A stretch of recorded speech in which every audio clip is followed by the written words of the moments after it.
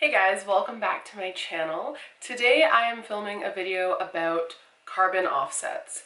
Chances are, if you've booked a flight recently, you've been given the option at checkout to purchase a carbon offset or to purchase a carbon credit to offset the emissions from your flight. So today I want to unpack exactly what carbon offsets are, how they contribute to climate change mitigation, and how you can make an informed decision about where you're purchasing your offsets and what projects you're contributing to.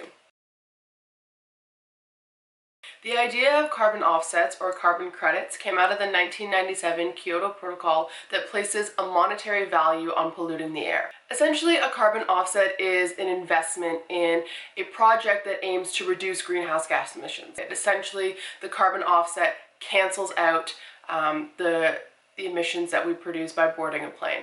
And we hear carbon offsets are most common in flying because the aviation industry has a huge carbon footprint.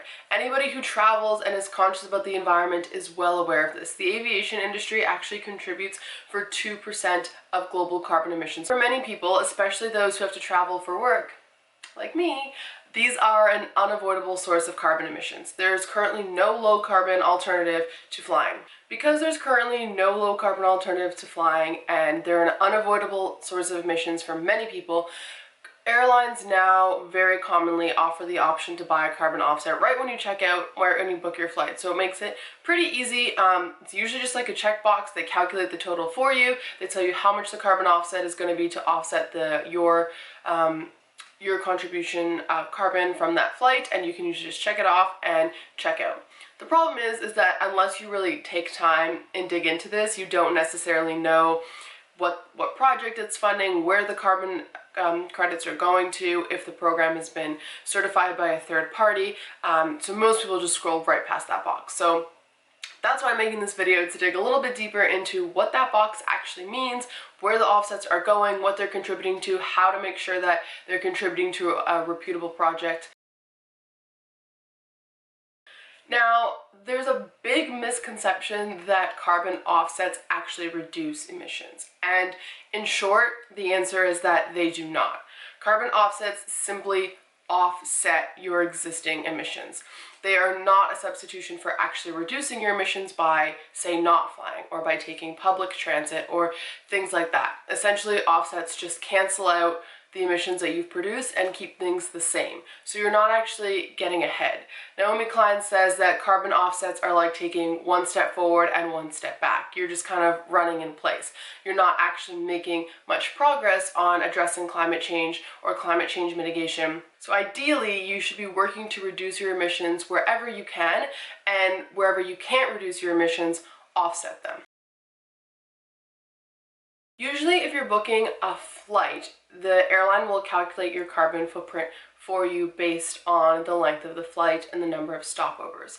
However, if you're driving like I am to Florida and you need to manually calculate your carbon footprint, you can do so through a few different websites. TerraPass is a really good one, and Carbon Zero is the one that I really like. And you can calculate your overall carbon footprint like in a year based on how many kilometers you drive, how many flights you take, the energy usage in your home.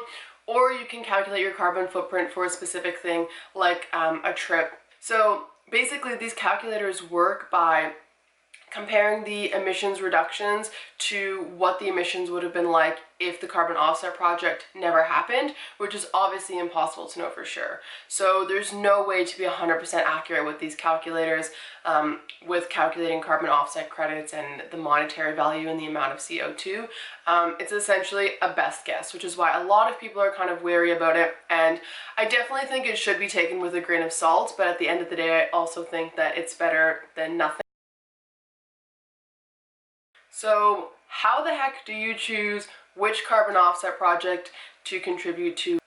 So I want to spend the rest of the video kind of digging into the different types of carbon offset projects and how to make sure that you're purchasing offset or carbon credits from a reputable source to make sure that your money is actually making a difference and is actually working on climate change mitigation projects and is actually working to make our world a greener, cleaner, and better place. Admittedly, This takes a little bit of research. You need to look into the projects, look into the companies or the organizations that you're buying your offsets from, whether or not they've been third-party certified, everything like that. So I've made this video to try to take a lot of that work out of it for you guys, because I know that if you've just planned a trip, you don't want to spend more time researching where to buy offsets from. So I'm going to try to do a lot of that legwork for you. The biggest thing that you want to look for is whether or not the organization has been certified by a third party or verified by a specific carbon offset standard. Gold standard is widely recognized as being the highest standard for carbon offset projects in the entire world. So a really quick way to make sure that your carbon offsets are contributing to a reputable project that's actually making an impact is to find out if they're gold standard certified. Gold standard is very, very picky about what carbon offset projects they verify. Like I said, they have some of the highest standards in the entire world. So there are three main things that the gold standard verification process uses that you can also use to vet projects on your own if you're interested in digging a little bit deeper. And those are additionality, permanency, and leakage. Additionality essentially means that this project wouldn't exist without the carbon offset funding. It means that this project is not just business as usual, but they actually need the funding from carbon offsets to make those emission reductions happen. Permanence is a huge one.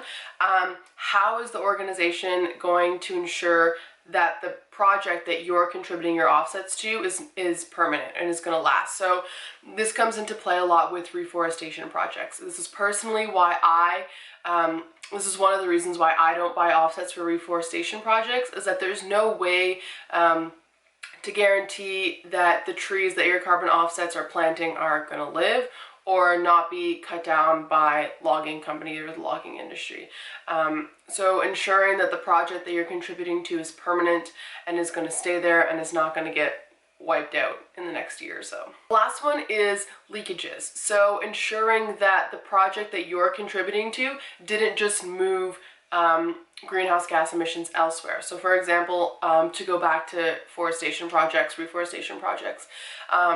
if the reforestation project that you are funding and that your offsets are contributing to did nothing but move the logging industry to a different forest, that's not a good project. That's not what you want to be funding.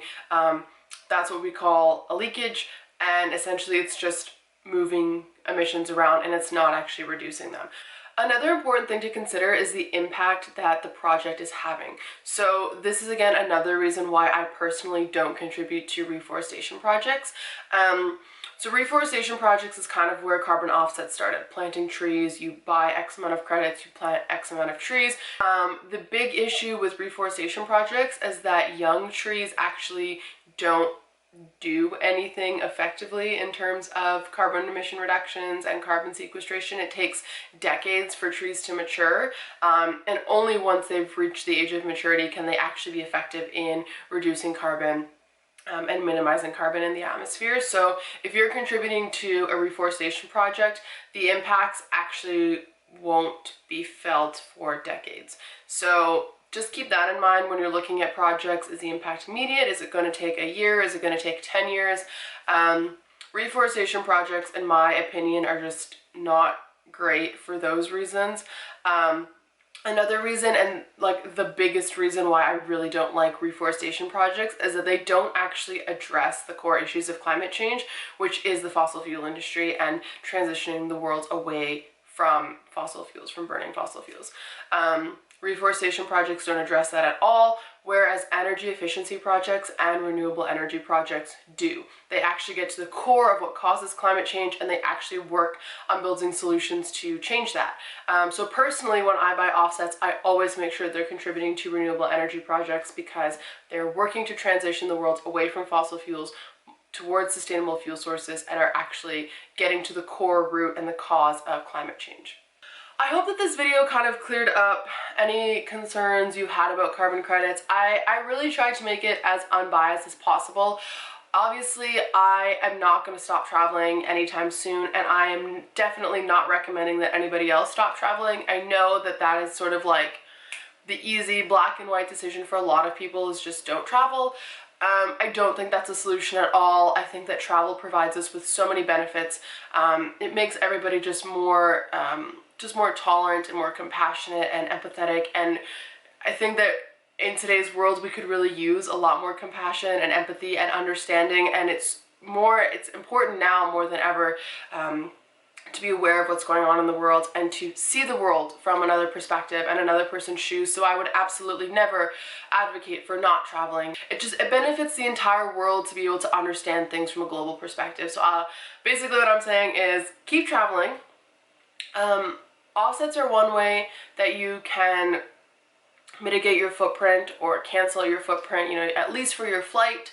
And there are tons of other things that you can do. I recommend, if you can, take a train instead of flying. This is really easy to do in Europe. The Eurorail is amazing. It's usually cheaper and faster, frankly, to take the train in Europe than it is to fly. So if taking the train is an option in a reasonable amount of time, I say definitely do that. I also really recommend taking fewer trips, but taking longer trips. It's actually, 25% of the emissions from planes actually occur during landing and takeoff.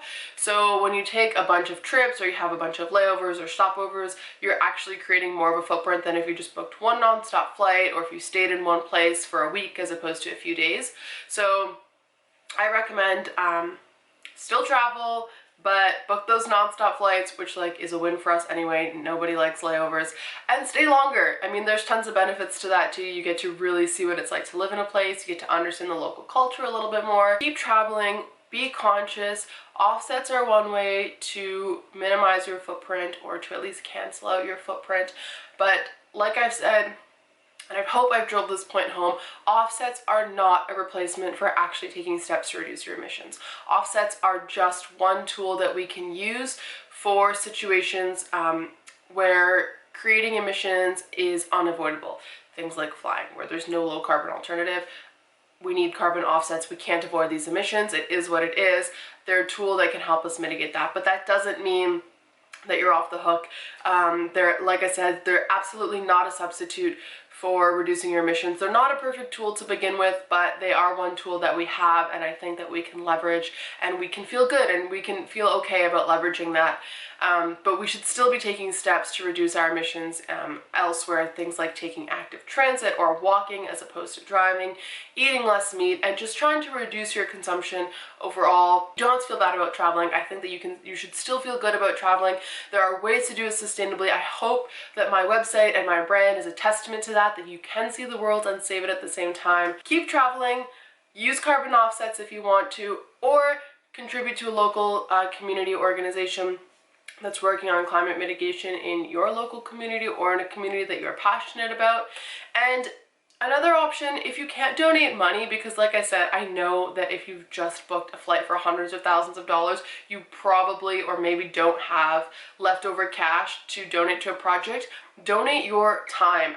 As somebody who has spent time volunteering and is now running a climate action organization, contributing your time and your efforts and your talents is just as important as contributing your money. So if you can't make a monetary donation, I say donate a few hours of your time to help people, boots on the ground, getting involved in what they're doing, learning about what they're doing, and helping them out in that way. There are options besides money that you can use to offset your footprint and to take steps to making travel more sustainable. I hope that this video was helpful, shows you that offsets aren't perfect, but they're a tool, and there are plenty of tools. You can travel, you can feel good about it. If this video was helpful and helps you understand carbon offsets a little bit more, please give it a thumbs up and don't forget to subscribe. If you have any other questions, please feel free to comment down below. Like I said, all of the links to all the websites that I mentioned will be on my blog post that I'm going to link down below as well. That will basically just go a little bit more in depth into everything that I've talked about here today.